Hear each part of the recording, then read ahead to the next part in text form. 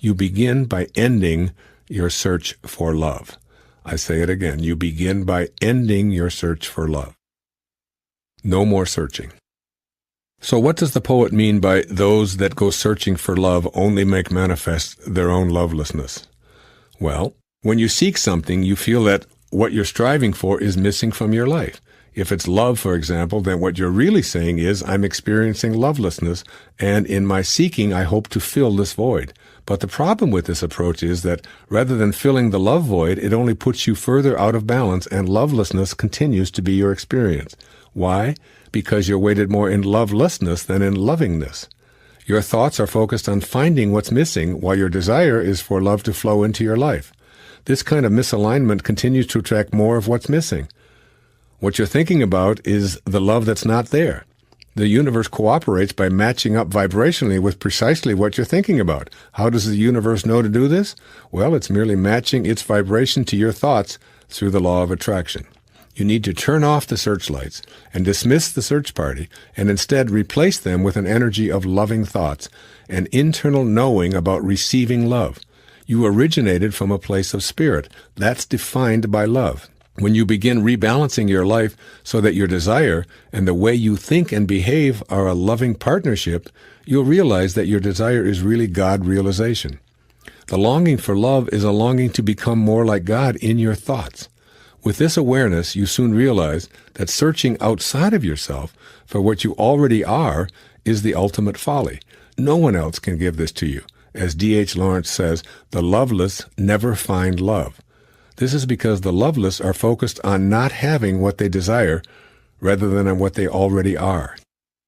Furthermore, the loveless believe that they're unworthy of the love they desire, and guess what? They continue to attract more evidence of their unworthiness. With the searchlights turned off and the one-person search party given a permanent rest, you can turn your attention to balancing the authentic means at your disposal for receiving abundant love. This, then, is the irony, summed up perfectly in the poet's conclusion that only the loving find love, and they never have to seek for it. Becoming the love. My definition of love goes beyond the admittedly delicious lust and excitement that you experience when you first become infatuated. Ultimately, these inflamed passions fade away, and what remains is authentic love, or the balance you're seeking. And what is a prime example of this? It is to love as God does, to extend the caring that defines your very creation outward whenever and wherever possible. Love of this nature leads you to forget about your own ego and want what you desire for yourself even more for another. This is how the act of creation seems to work. Your Creator doesn't ask anything from you in exchange for giving you life. It's given freely and abundantly, and no one is excluded. You don't have to repay God for giving you this life, or the air you need in order to live, or the water you drink for your very existence, or the sun that sustains you. Without any of these freely given ingredients, you wouldn't continue to live. This is the love that God offers you. To balance your life with more lovingness, you need to match your thoughts and behaviors with those of your source, being love in the way that God is. This means noticing when you're inclined to judge yourself or others as though you or they are unworthy of love. This means suspending your need to be right in favor of being kind toward yourself and others, and deliberately extending kindness everywhere. This means giving love to yourself and others rather than demanding love. This means your loving gesture of kindness is heartfelt because you feel love flowing from within, not because you want something in return. A tall order? Not really, unless you believe that it's going to be difficult. Lovingness is a feature of your natural state, and your ego isn't part of that state. Ego dominates because you've separated yourself from your God self, the loving self that came here from a place of perfectly divine, unconditional love. You've carried this ego idea of your own self-importance, your need to be right, for so long that you've deluded yourself into believing that the ego self is who you are. Talk about being out of balance. You've opted for a belief in pure illusion. By allowing this illusion to be the dominant force, you've created through your ego-centered self a heavy imbalance in your life. The result is that you want to feel love, the real thing, the love that is the very essence of your being, the love that you are, but you feel emptiness instead of lovingness. Why is this so? Because the emptiness can only be filled with love by opening your heart connection to the spirit of love that originates you know not where, but can be felt within you. It's your empty space, no one else's. Therefore, only you can fill it. Your objective is to ask love within you to make its presence known, to have an awareness of being so full of love that this is what you have to give away. That's all you have to do, ask and receive. By doing just that, you'll attract more of what you're giving away. Do you know your past? Do you know where it is?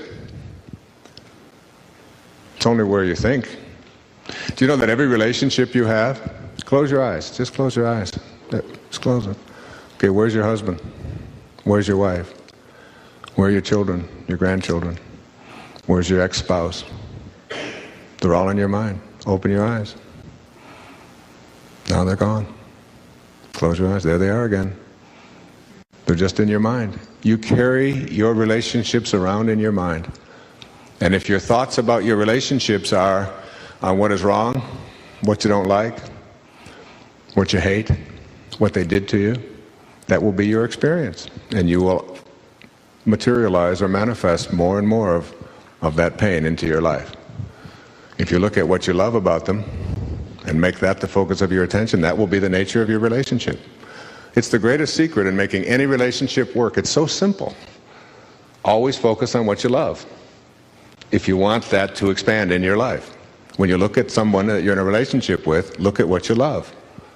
Because what you think about is what expands. I'll be talking about that a little bit later on. About not giving energy to the things you don't want.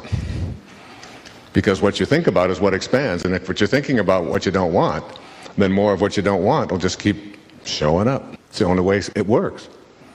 So now I'd suggest to everybody in this room and everybody listening that you take an eraser to all of the wounds of your past and you just send them away. And don't make them your calling card anymore. And bring the presence of God to those problems. And the presence of God is nothing more than a higher, faster energy. It's all energy. Everything is energy. As Einstein said, nothing happens until something moves. And spiritual energy is just energy that moves very fast and at very high frequencies. And problematic energy is very slow and very low frequencies. And when high, fast frequencies are put in the face of low, slow energies, they are nullified. They dissipate. They can't survive. There's a song that they sing at a lot of the churches that I speak in. It says, "Surely the presence of God is in this place." It's a great affirmation. Anytime, or the affirmation from A Course in Miracles, I can choose peace rather than this. But surely the presence of God is in this place. Every time that I have a conflict with one of my children or with any place, I just bring that line to bear on what is I am experiencing right now. I just bring that line to bear. Surely the presence. Because there's no place that God is not. As the little child in India in the 7th century, who was an avatar, who was really God in a human form, and everywhere he would go, people would be healed just by being in his presence, just like St. Francis. He'd be seen in the village, he'd be seen in the valley at the same time. Lights would emanate from his body wherever he would go, and everyone in the village knew that this was a child of God. This was God in their village without the benefit of an ego. This was an egoless being who had shown up in their village, which is what I believe our great spiritual teachers were. Like there's ways to reach highest levels of consciousness. One of them is to take on an ego and then spend a big hunk of your life seeing if you can shed as much of it as you can. Which has been my path. But there's another one where you just show up and you never take on an ego in the first place. There's only been a handful of those in recorded history. And this little child was one of them. And the elders in the tribe knew that this was God in a human form. And they went up to the little boy and they said to him, trying to bribe him. I'll give you an orange, they said, if you can tell me where God is. And the little boy, without hesitating, said, I'll give you 2 oranges if you can tell me where God isn't. It's one of the very fundamental precepts of this entire program, is that there's only one power in the universe, and that is the power of God. And that whenever we see evil, it's nothing more than love going in the wrong direction, away from its source. And all we have to do is figure out a way to get it to turn around and start returning to its source. Because there's only one power in the universe. And every time we think that we are in something that isn't good, like a problem, like disorder, disharmony, disease, discomfort, what we've done is we've used our mind to create a separation from God. And as long as we are moving away from that source, from that spirit, as long as we're moving opposite of that, those problems continue to manifest. But if we can somehow figure out a way to turn around and move back in that direction, we can eliminate it. Second verse of the Tao Te Ching. Quote, under heaven all can see beauty as beauty only because there is ugliness. All can know good as good only because there is evil. Being and non-being produce each other. The difficult is born in the easy. Long is defined by short, the high by the low. Before and after go along with each other. So the sage lives openly with apparent duality and paradoxical unity.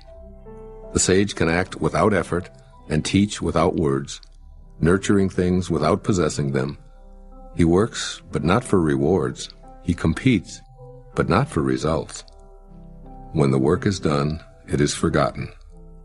That is why it lasts forever. Unquote. Living the paradoxical unity. Has it ever occurred to you that beauty depends on something being identified as ugly? Therefore, the idea of beauty produces the idea of ugliness, and vice versa. Just think of how many concepts in this duality belief system depend on opposites. A person isn't tall unless there's a belief system that includes short. Our idea of life couldn't exist without that of death. Day is the opposite of night. Male is the antithesis of female. What if you instead perceived all as a piece or a glimpse of the perfection of oneness? I think this is what Lao Tzu is suggesting with his description of the sage who lives openly with apparent duality and paradoxical unity. Imagine the perfect oneness coexisting in the apparent duality, where opposites are simply judgments made by human minds in the world of the 10,000 things. Surely the daffodil doesn't think that the daisy is prettier or uglier than it is, and the eagle and the mouse have no sense of the opposites we call life and death. The trees, flowers, and animals know not of ugliness or beauty. They simply are, in harmony with the eternal Tao, devoid of all judgment. As the sage lives openly with apparent duality, he synthesizes the origin with the manifestation, without forming an opinion about it. Living without judgment and in perfect oneness is what Lao Tzu invites his readers to do. He invites our wisdom to combine perceived opposites and live a unified life. The perfection of the Tao is allowing apparent duality while seeing the unity that is reality. Life and death are identical. Virtue and sin are judgments needing both to identify either.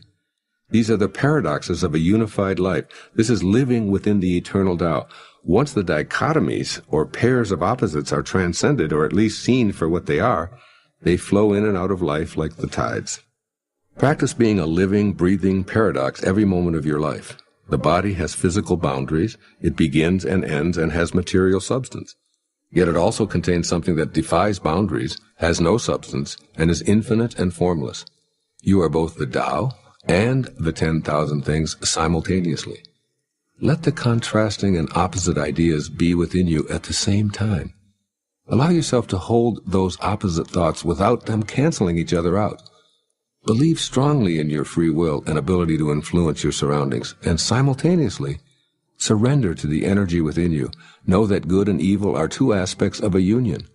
In other words, accept the duality of the material world while still remaining in constant contact with the oneness of the eternal Tao. The debilitating necessity to be right and make others wrong will soon diminish. I believe that Lao Tzu would apply the Tao Te Ching to today's world by suggesting the following. First, live a unified life. Enter the world of oneness with an awareness of the propensity to compartmentalize everything as good or bad, right or wrong, beautiful or ugly, are standards of the physical world, not the Tao. Contemplate the insight that duality is a mind game. In other words, people look the way they look, period. Criticism is not always necessary or helpful. See the unfolding of the Tao inside everyone, including yourself, and be at peace with what you observe. Be a good animal and move freely, unencumbered with thoughts about where you should be and how you should be acting. For instance, imagine yourself as an otter, just living your otterness.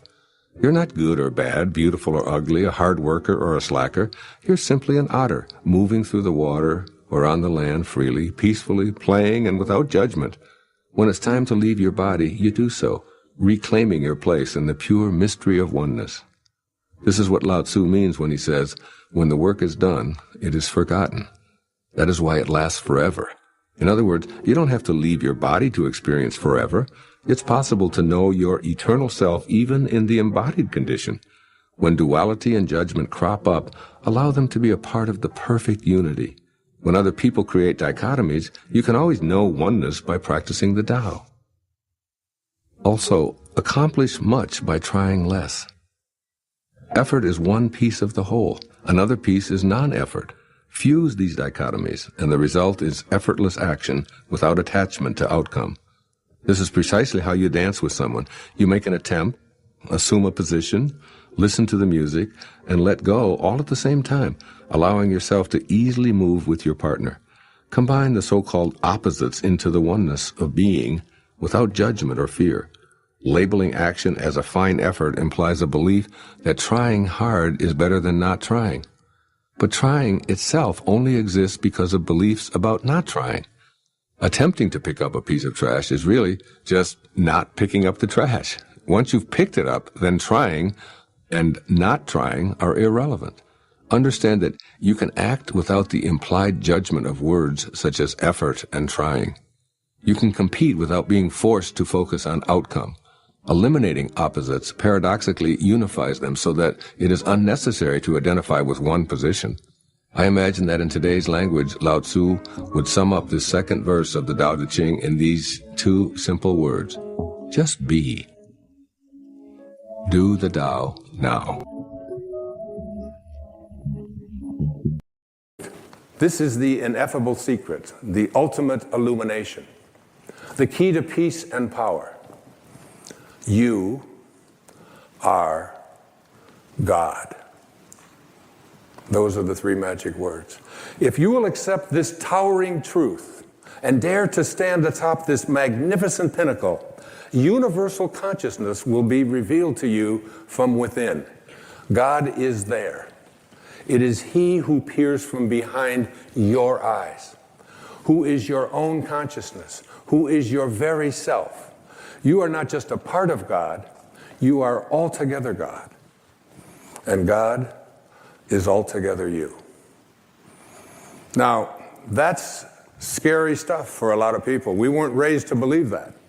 I'm not saying that you ought to go out into the world and say, excuse me, but you know who you're talking to, that I am God. And the reason that we laugh is because we think of God as the God that we've created in our own image. The God of the ego, the God who's angry, the God who wants special favors, the God who has the ability to heal but withholds it.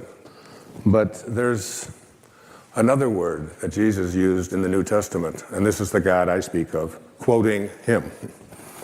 God is love. And he that dwelleth in love dwelleth in me, and I in him. God is love, pure, unconditional, blissful, divine love. That's who you are. Is this. In all of creation, in all of eternity, in all the realms of your infinite being, the most wonderful fact is that which is stressed in the first chapter of this book. You are God. You are the I am that I am. You are consciousness. You are the creator. This is the mystery. This is the great secret known by the seers and prophets and mystics throughout the ages. This is the truth that you can never know intellectually. If you want to understand something intellectually, what you must do is analyze it, come up with a formula for it, study it, look at other experts about it, and come up to a conclusion. If you want to understand something spiritually, you must first experience it. You must come to know this within. In the New Testament, which I read completely before I wrote Wishes Fulfilled, Jesus is about to be stoned. And he says, "Why would you stone me?" And they say, "Because you blaspheme. You are a man, and you claim to be God." And Jesus responds in his words, "Is it not written in your laws that I have said you are gods?" All of you. We are all gods. We have within us, not the God that so often we are taught is outside of us, but the God that is love, the God that is perfect love, the soul that wants to expand because it is infinite and doesn't want to be restricted. That all things are possible. Again, it's one of those great lines from the New Testament. With God, all things are possible. Now you tell me, what does that leave out? What does all things are possible leave out? That doesn't leave out the possibility that we can defy gravity, that we can soar, that we can heal ourselves, that we can create magnificent prosperity in our life, that we can change the world. I said at one of the breaks here to the audience here tonight, I really believe that if this message gets out there into the world, we can shift the consciousness of this planet. If enough of us begin to believe, we're placing into our imagination a world that we want to live in that has no limitations and that is based on living from a place of love and kindness and God consciousness and spiritual awareness, divine mind at work. I believe it's possible. Thank you. You have to send away all blame for everything in your life. All right? All blame must go. You can't be blaming anything that's going on in your life. Your birth order, it doesn't matter whether you're the youngest, the oldest, the middle child. It's like wherever you are is where you were supposed to be. And if your parents did anything, you remind yourself that they did what they knew how to do. You can't ask any more of anyone. And forgive them. Whatever it is, whoever in your life is causing any dissonance, any anguish, any pain, whoever they are, any grudges that you've had, any anger that you're holding on to, anything that's lasted a long time, forgive. And if you keep that in mind and take all the blame out and say, I created who I am. My personality is who I chose. If I have been shy, I didn't inherit shy genes. I have been making shy choices. I am not a nervous person. I have been making nervous choices. I am not a person who's not good at selling. I have been making non-selling choices. Just for a moment, just take a couple of minutes and just kind of calm yourself down and try this with me. Just try it. Hold your hand out if you want to. I mean, however you want to do it. And picture in your hand a lemon. Kind of close your eyes if you want to and listen to my instructions. And take the lemon and feel the texture of the lemon. And open your eyes and look at it. See if you can see a lemon there. See if you can see the little bumps that are on a lemon. See if you can see the little green nub on one end and how it comes to sort of a little point at the other end. And feel it. And feel a little bit of the moisture almost that's on the skin. Just practice for a second. Just take a knife, a paring knife, your favorite knife, and just cut it right down the center, right in half. Right? Just kind of slice it in your hand. And then take the pointy-ended side and put it away. And then take the other half of the lemon and look at it. And run your finger along the top of it and feel the moisture. Can you feel that? Now take the lemon, and as you hold it and see that lemon, just move it up close to your nose so that you can smell it. Just bring it right up and smell the fragrance of it. See if you can actually smell the citric acid. Now hold it close to your nose. Now take it back down. Now open up your mouth and take the lemon and move it up close to your mouth, as close as you can get it, and take a bite right out of it. Go ahead, just take a bite out of it. Now, what's happening in your mouth right now? Okay. Do you have saliva in your mouth? Most of you have. You're going to get a little more in about another 5 seconds. You feel the saliva coming into your mouth? Why is saliva coming into your mouth? Because citric acid is attacking your mouth right now. And the only defense you have against citric acid in the billions of years of evolution that have produced you is saliva. Saliva goes into your mouth to fight it. It's still there, isn't it? Mouth kind of dry. You feel it? That's visualization. It's nothing difficult. There's nothing complex about it. That's what hypnotism is. The importance of visualization for me in imagery can be related to almost every single thing that you do in life. If you're a salesperson and you visualize a sale not working out, or even if you have that thought that that person probably won't want to buy this thing from me, or they won't want to close on this deal that we have agreed to, if you think that way and visualize it that way, you're creating the opportunity for you to have exactly that happen to you. It's like a self-fulfilling prophecy. If you see it in your mind as working out, closing the deal, getting someone to buy the product, whatever it is, and if you're selling brake linings to a hardware store, and you can see the brake linings on their shelf, and you can see the receipt, and you can practice that image and see it, and then operate on that image. If it doesn't work out, let's start from that premise.